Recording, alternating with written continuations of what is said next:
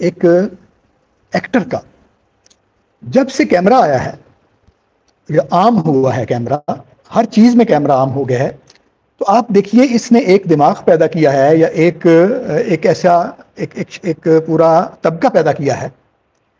اچھا کھلاڑی کون سا ہے جو کیمرے کے سامنے آ کے اچھی پرفارمنس دے سکتا ہے، اچھی بات کر سکتا ہے؟ اچھا خطیب کون سا ہے جو کیمرے کے سامنے آ کے اچھی بات کر سکتا ہے؟ اچھا عالم کون سا ہے جو کیمرے کے سامنے آ کے اچھی بات کر سکتا ہے؟ اچھا ادیب کون سا ہے جو کیمرے کے سامنے آ کے اچھی بات؟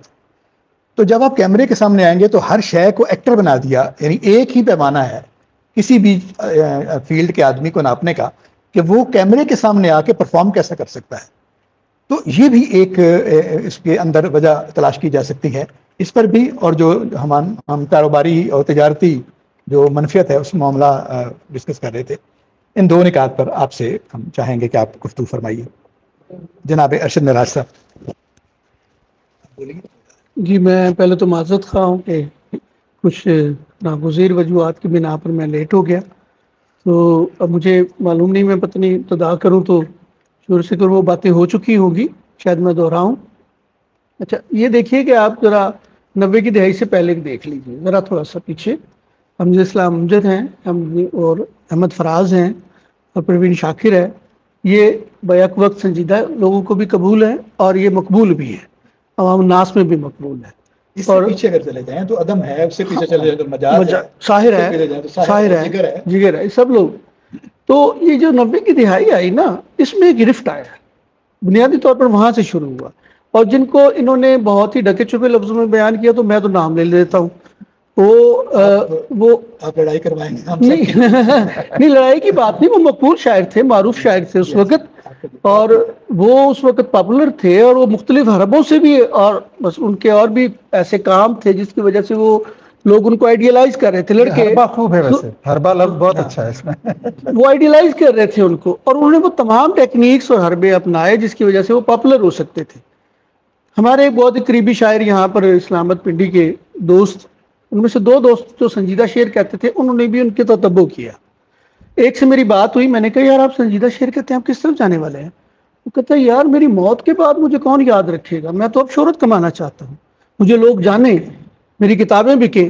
تو میں نے دانستہ جو ہے وہ سنجیدہ شاعری چھوڑ کے یہ شاعری شروع کی، اس کی کتابیں بھی بکنے لگی، وہ FM 100 پہ بھی مشہور ہو گیا، اور لڑکیاں بھی اس کے آس پاس گھومنے لگیں، اور اس کو کچھ منفیت مالی بھی ہونے لگی، اور اس نے بہت رنگین زندگی گزاری۔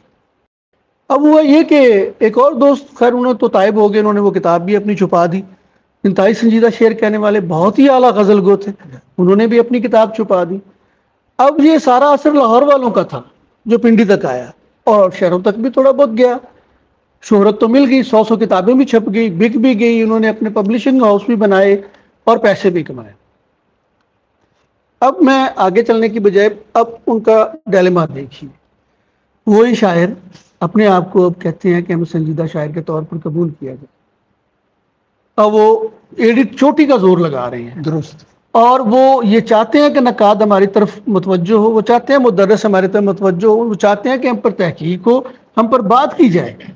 بھئی آپ نے اپنا جو تعارف پیش کیا، آپ جس انداز میں مقبول ہوئے اور لوگوں نے آپ کی پذیرائی کی، اور جنہوں نے کی، جس کلاس نے کی، اس میں آپ اب بھی مقبول تھے، اب آپ کی وہ مقبولیت نہیں ہے، اب آپ ریپلیس ہو گئی ہے، آپ کی جگہ کچھ اور لوگ آ گئے ہیں، اب ان کا دور ہے، ٹھیک ہے۔ اب آپ چاہتے ہیں کہ آپ کو سنجیدہ لکھنے والے قبول کریں، اس کے لیے وہ کبھی کسی پہ الزام دیتے ہیں، کبھی کسی پہ انگلی اٹھاتے ہیں، کبھی کسی کو گالیاں دیتے ہیں، اور یہ چل رہا ہے۔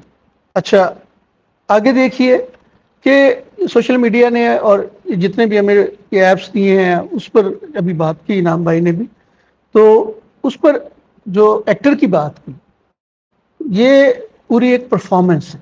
اس سے پہلے بھی یہ نہیں ہوتا تھا کہ مشاعرہ پڑھنا جو ہے، وہ جو شاعر جو ہے وہ پورے تیاری کے ساتھ نہیں پڑھتے تھے۔ مجھے یاد ہے کہ ہمارے استاد مرحوم شوکت راز شعر پڑھتے تھے، اور بڑے تنتنت، شاید آپ نے سنا ہو، وہ بڑے ایک انداز سے اور خاص سٹائل سے شعر پڑھتے تھے، خطابی انداز تھا، اور وہ ہم بچے تھے، چھوٹے تھے، تو وہ نیچے ہمیں بٹھاتے تھے تو کہتے تھے شعر پڑھو۔ جب ہم شعر پڑھ رہے ہوتے تو وہ یہاں سے کک مارتے تھے، ابے سالے ایسے پڑھتے ہو شعر، یہ تو تم رو رہے ہو، شعر پڑھو، دیکھو میری طرف، وہ قرت سکھاتے تھے۔ یہ ہوتا رہا ہے مشاعروں میں، لیکن اب حال یہ ہو گیا ہے کہ اب تو وہ پورے کے پورا ایک یعنی یوں سمجھے فیشن شو کی طرح، جس طرح ماڈلز ہوتے ہیں، ماڈلنگ کے انداز کے اندر ڈریسنگ، ماڈلنگ کے انداز کے اندر اپیرنس، ماڈلنگ کے اندر شعر، اس میں کچھ بھی نہیں. آپ اس شعر کو دیکھیں جو وہ پڑھ رہے ہیں. اچھا، اس کے علاوہ بھی ایک تو شاعری ہے، اس کے علاوہ بھی ان لوگوں نے جو اب منظر نامے پہ ہیں، نام نہیں لے رہے تو میں بھی نہیں لیتا، تو ورنہ مجھے کوئی یار نہیں تھی ان کا نام لینے میں، تو وہ اب جو کچھ کر رہے ہیں، یعنی وہ ایک ایسے جیسے کوئی ایک میم متاثر ہو جاتا ہے یا کوئی ایک جملہ متاثر ہوتا ہے، ان متاثرین میں سے، متاثر جملوں میں سے ایک تھا دیکھ تیرا باپ آ گیا، پتہ نہیں ایسے کر کے. تو وہ ایک شاعر جو ہیں وہ یوں یوں چلتے آ رہے ہیں اور وہ آگے آگے کہہ رہے ہیں دیکھ تیرا باپ آ گیا. اس میں شاعری نہیں ہے کہیں، دیکھیں نا. اب کیا ٹولز یوز کر رہے ہیں ٹک ٹاک پہ مشہور ہونے کے لیے؟ بات وہی ہے، پیسوں کے لیے. پیسے مل رہے ہیں ان کو، ان کا ذریعہ روزگار ہے، اب بن گیا ہے. اور اصل میں ایک گروپ مل گیا ان کو، اسکول کالجز یونیورسٹیوں کے بچوں، اور انہوں نے تیار کیا اس کو. انہوں نے ان کو سوشل میڈیا کے اندر پیش کرنا ہے کہ کس طرح پیش کرنا ہے. اس کو مد نظر رکھتے ہوئے انہوں نے اپنا تمام گیٹ اپ اور اپنی شاعری کو تبدیل کیا. درست یہ کیا. ایک ہماری دوست ہیں، یہ قصدن کیا گیا. ہاں، ایک ہماری دوست ہیں، وہ بہت اچھی نظم نگار ہیں اور ڈرامہ بھی لکھا انہوں نے. تو میری ملاقات ہوئی تو میں نے کہا آپ نے ڈرامہ جو لکھا ہے یہ سنجیدہ ڈرامے کی طرف کیوں نہیں آئے؟ انہوں نے بتایا کہ یہ ہمیں بتایا جاتا ہے کہ یہ لکھیں، ون لائن اسٹوری دی جاتی ہے، اور وہ کون دیتا ہے؟ وہ مارکیٹنگ والے ڈیسائیڈ کرتے ہیں. تو مارکیٹنگ والے تو بھئی وہ تو بزنس مینجمنٹ کے لوگ ہیں اور تخلیق کار تو نہیں ہے. انہوں نے کہا اس لیے ہم نے ڈرامہ لکھنا چھوڑ دیا. ان شاعروں کو بھی یہ پتہ چل گیا کہ یوٹیوب سے، ٹک ٹاک سے ہم پیسے کماتے ہیں، ہمارے ویورز بڑھتے ہیں، اور ہم نے یہ کرنا ہے. اور اس کے بعد پھر یہ تھوڑے مقبول ہے، یونیورسٹیوں میں مقبول. اب عالم یہ ہے کہ میں ایک دو مشاعرے مجھے جاننے کا اور دیکھنے کا اتفاق ہوا کہ لڑکے نعرے لگا رہے ہیں. ایک سینئر شاعر پڑھ رہا ہے، وہ نعرے لگا رہے ہیں، اور اس شاعر کے نعرے لگا رہے ہیں. کوئی بھی آ رہا ہے وہ اس کے ہی نعرے لگا رہے ہیں. جب وہ خود شاعر آیا ہے، یقین جانیے اس کا شعر نہیں سن رہے، وہ کیا بول رہا ہے، کیا پڑھ رہا ہے وہ نہیں سن رہے. وہ نعرے لگائے جا رہے ہیں، وہ سیٹیاں بجا رہے ہیں، وہ بھنگڑا ڈال رہے ہیں. تو یہ وٹ کائنڈ آف سیلیبریشن دس از. یہ کیا وہ اپنے اگر محبوب شاعر ہے تو کیا وہ آڈینس اس کو سننا چاہ رہی ہے؟ کیا وہ واقعی اس کی طرف متوجہ ہے؟ تو مطلب اس کا پیچھے بیک گراؤنڈ میں تھوڑا سا اس کو دیکھیں، اس کا انالیسس کریں تو ہمیں یہ معلوم ہوتا ہے کہ جسٹ وہ ایک آئیکن بن گیا ہے بندہ، اور وہ انہوں نے یہ جو آڈینس ہے اس نے کہنا ہے ہم نے اس کو دیکھا ہے وہ مشاعرے میں تھا. ان کو یہ نہیں پتا کہ اس نے شاعری بھی کس قسم کی کی. حالانکہ شاعری کے معیار پہ تو بات آپ نے کر دی کہ وہ کس طرح سے انہوں نے کہاں تک لے آئے ہیں.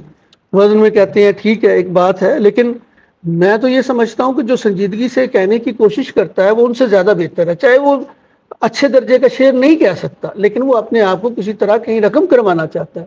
وہ چاہتا ہے کہ مجھے شعر سمجھنے والے سے داد ملے. اور ان کا یہ جو ریپلیس ہو جائیں گے 15 سال بعد، جیسے آپ بات کر رہے ہیں، کچھ اور ہو جائے گا، کچھ اور آ جائیں گے، اور پھر یہ اسی طرح خوف یہ ہے کہ اس کے بعد کیا آنے والا ہے. ہاں، یعنی آپ کتنا نیچے جائیں گے، اس سے بھی نیچے کیا ہے، اس سے بھی بس یہاں سیڑھیاں ختم ہو گئیں.